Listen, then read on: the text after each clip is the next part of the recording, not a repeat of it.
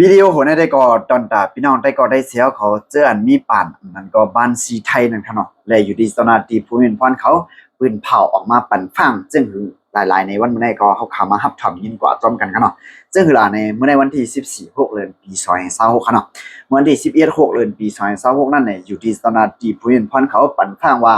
สังว่าสิก็สิกวนๆเนื้อป่านสุดเจ้านั่นเนี่ยมีเงินกึ่งกลางเข้ามาดังๆตีป่านนั้นเข้ามานั่นก็เขาขำยามหูจักแลเขาขำยามหันในปอกอยู่ก็กึ่งกลางเขามาในอย่าไปกึ่งกลางโจมเสียมกะอย่าไปกึ่งกลางเอาเงินนั่นกว่าจ่ายเปียดเลยอย่าไปกึ่งกลางโอนปั่นขึ้นเจ้าควางอันโอนมานั่นกำเดียวแน่อันนั้นเด็กก็เป็นอันมีส่วนจะเป็นอันปุ่นตาลีพังได้ว่าค่ะเนาะซึ่งคือลาในอยู่ที่เจ้าหน้าที่ผู้พรเขาปั่นมาเขาพังตัดที่เฮ็ดจอมตัดสีตอนตัดสีคักค่ะเนาะคักหมายนึงแน่เนี่ยอยู่ที่เจ้าหน้าที่ผู้พรเขารัดว่าเฮาเก็บหลักฐานอันนั้นก็ข้อมูลดีๆว่าปันซีอันโอนเข้ามานั้นจื่อปันซีบ่าหรือบ่ยอมหมายปันซีมันจึงหือเปลี่ยนจึงหือละลายนี่ให้เก็บข้อมูลหลักฐานมันดีๆเตรียมหมายไว้ดีๆนี่ครับนะย่อข้อหมาย2 3นี่ติดต่อปันอันนั้นก็ติดต่อธนาคารติดต่อว่าจุดที่เจ้าหน้าที่ผู้มีพันอันเกี่ยวข้องและเราลัดเกี่ยวกับไปลองการเงินเข้าอันเข้ามานั้นมันเข้ามาจึงหือละลายบ่ย่อเขาซ้ำโทรมาตองว่าเพราะว่าเขาโทรมาว่าถ้าเฮาคลิปโอนปันขึ้นไวๆอันนั้นอย่าไปคลิปเนี่ยโอนปันขึ้นดาราเนี่ยค่ะเนาะก็ย่อเข้ามา33เนี่ยสังว่าโอนเข้ามาแต่ว่าเขาโอนย่อเข้ามาค่ะเนาะเงินนั่นเนี่ยอย่าไปพุ่มโอนออกเจ้าจ่ายตั้งนั้นดีบางคนเดี๋ยวนี้ค่ะเนาะว่าเงินเข้ามาACC ได้เงินเข้ามาแน่ACC ก็แน่ใน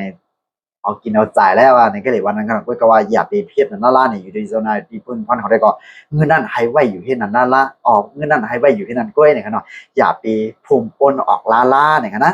และไม้สีเนี่ยอยู่ที่โซนที่เพิ่นพันเขายังปันว่า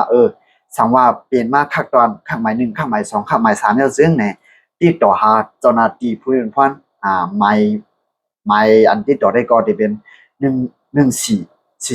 เนี่ยค่ะเนาะแต่อยู่ที่เจ้าหน้าที่เพิ่นพันเขาได้ปันข้อมูลและหลากหลายขั้นตอนที่ได้เฮ็ด10เฮ็ดสร้างซึ่งจอมหลายๆเนี่ยอันนั้นได้ก็อยู่ที่เจ้าหน้าที่ผู้เห็นพรเขาปันฟังมานั่นขนาดเนาะอันนั้นได้จึงล่ะเนี่ยตอนตาพี่น้องได้ก็ได้เสียเขาเจออันยิบไม้ปั่นอันนั้นปั่นสีไทยนั่นค่ะเนาะเดือนได้ก็ในปี2025 26มาได้เนี่ยอยู่ที่เจ้าหน้าที่ผู้เห็นพรเขาเลยว่าทัดได้ว่าค่ะเนาะเกี่ยวกับไปลองปั่นให้ค่ะนะซึ่งล่ะในเดือนได้ก็มันมีซุ่มหยอกเรียนกินเงินออนไลน์นั่นค่ะเนาะว่าได้เปิดได้สังปยการโอนไปก็มาจังได๋แหละสังแหน่เจ้าหน้าที่เพิ่นพรเขาปักตาไปโดยที่ได้ว่าแลมังกู้แน่แน่กว่าเปิดแน่เลยว่าหยาบที่ได้ว่าขนมเหมือนกับกวาดป่วนมาค่ะนะอันนั้นได้ก็เพราะว่าเฮาคำมีเนี่ยก็เพราะคำหมดใจก็มันก็เป็นพรดีเหมือนกันเนาะเพราะคำมียาวเนี่ยเพราะคำหมดใจก็สลอมต่อมาเฮาคำตะนูด้านหันแน่เนี่ยสร้างเป็นเพดาตัวเจ้าเก่าก็สร้างเป็นไรนั่นขนาดนะอันนี้ก็ฟังไว้ดีเสไว้ฟังนั่นขนาดเนาะในข้อมูลเขาในก็อยู่ที่ข้องข่าวเจ็ดข้องข่าวไทยข้องเจ็ดเขาลงไว้นั่นขนาดเนาะเอาค่ะมือส่งดังหมดดังเสียงค่ะ